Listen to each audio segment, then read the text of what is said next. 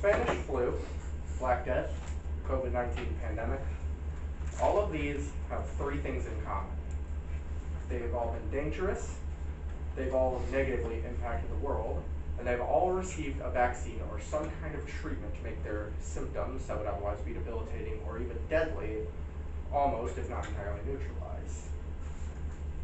However, two devastating diseases have denied dilution of deadly damage for centuries, maybe even millennia.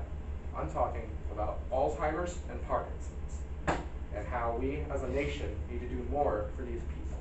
Those fortunate enough to not have secondhand experience of these conditions, I'll try to keep their summaries brief. Alzheimer's is extremely well known primarily as a disease of the elderly. Identified in 1906 according to the Alzheimer's Association, its trademark forgetfulness is caused by a buildup of tau proteins, which normally help maintain the internal skeleton of nerve cells in the brain from the Alzheimer's Association yet again. This buildup causes tangles and plaques in the synapse junctions, which prevents the brain from sending signals to the plaqued area. As the plaques and tangles continue to grow, neurons begin to suffocate and starve, causing the brain to shrink and decay.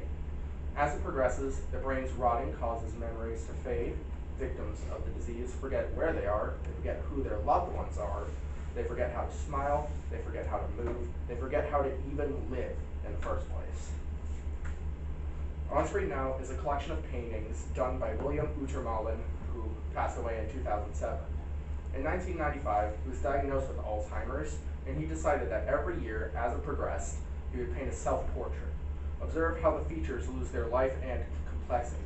Eyebrows vanish, mouths become lines, eyes become lifeless dots, paints move to pencil on paper, until 2000, where his broken mind could scarcely process the most basic of features. Moving along, Parkinson's is another form of dementia, but instead of immediately prioritizing memories, it instead opts to break down motor functions. Medically identified in 1817 according to the National Institute of Health, newsmedical.com, or net, claims that the first cases of Parkinson's date much, much further back in the past. They claim that ancient Indians had a term for the well-known tremor of Parkinson's, that word being kampa, which means shaking or tremor. As previously mentioned, Parkinson's is most known for its resting hand tremor, where the hand moves and shakes against the victim's will. It also causes difficulty speaking, which makes it hard for the victim to speak about their issues. The Alzheimer's Association claims that after an average of about 10 years with Parkinson's, dementia and forgetfulness start to set in. I found a video that demonstrates the key points of Parkinsonism, like the tremor, which we'll play now.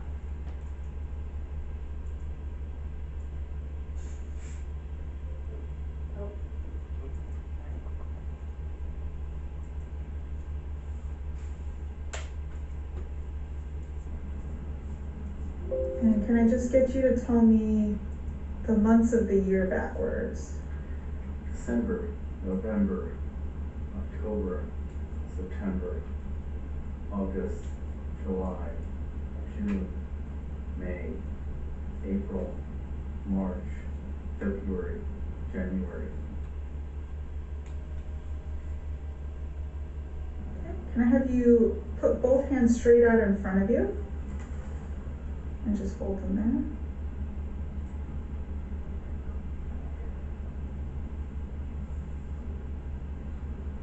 And then put them back in your lap. And then put them up again.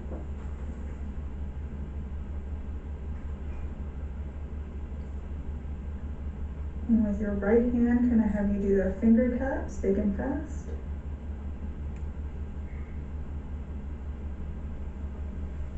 And then with the left hand.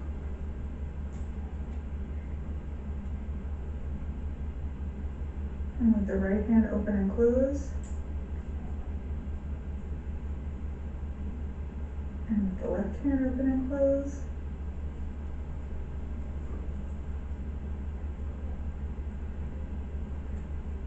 Okay. Turn around and come back.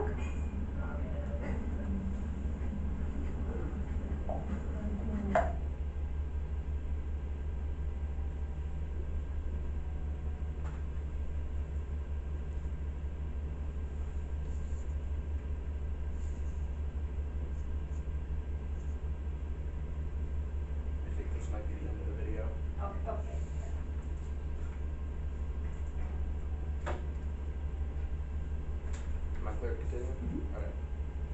My grandfather was diagnosed with Parkinson's if I had to guess, around 2014. I had to watch powerless as my once proud, always moving, always fixing, independent grandfather deteriorated mentally and physically. He frequently hallucinated seeing people that weren't there. His legs and body gradually degraded from independent movement to a cane, to a walker, to a wheelchair, to being bedridden and pumped with morphine as his dying body desperately tried to fix the agonizing pain of failing organs. So you may be thinking, geez, that's a lot to process. What can we do to help them? And I have an answer for that. Nursing and or caregiving. Caregiving is prominently composed of people who help victims of Alzheimer's or Parkinson's carry out everyday tasks like getting dressed and eating. Nursing is similar, save that it tends to take place in more occupied and cramped retirement homes and hospitals. Nursing provides significantly more income, but requires at least a certified nursing assistant certificate, according to betternurse.org. According to KY3.com, 1.2 million more caregivers will be needed by 2030. With caregiving not requiring any form of post-secondary education, it could be a viable career path for those who are uncertain as to what they want to do for a living. We may not be able to make a dent in that on our own, and caregiving is a stressful and emotional career path, but this number won't be improving. It's only going to get worse. If you don't think you're fit for caregiving, that's fine. Just spread the word about declining caregivers or about dementia in general. I pulled that too fast, sorry. No, I did it right. Alzheimer's and Parkinson's are wreaking havoc on those unfortunate enough to receive the diagnosis. Alzheimer's memory erasure and Parkinson's motor function annihilation make the duo impossibly horrific to experience and frightening even to onlookers. To attempt to support those afflicted, we must come together not just as a class, but as a nation and try to bring the terrorists to their knees.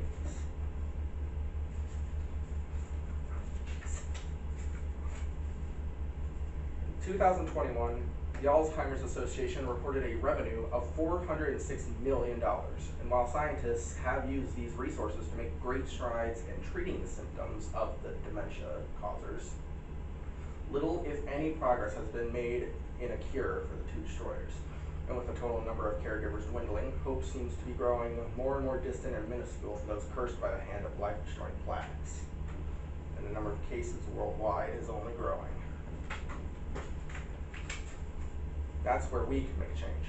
Not by being the heroes who bring about the first vaccine for the twisted pair, not by donating any and all money we would ever have made to businesses that are researching cures.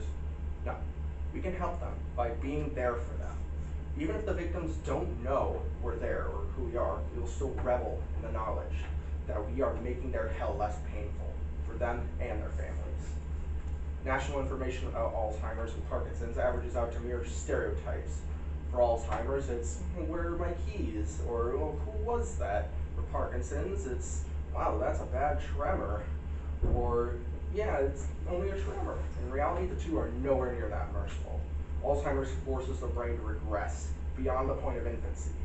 Parkinson's forces the often lucid victim to watch and feel their own body and mind turn on them as legs with the flexibility of wooden boards can't run from the new strangers at their home.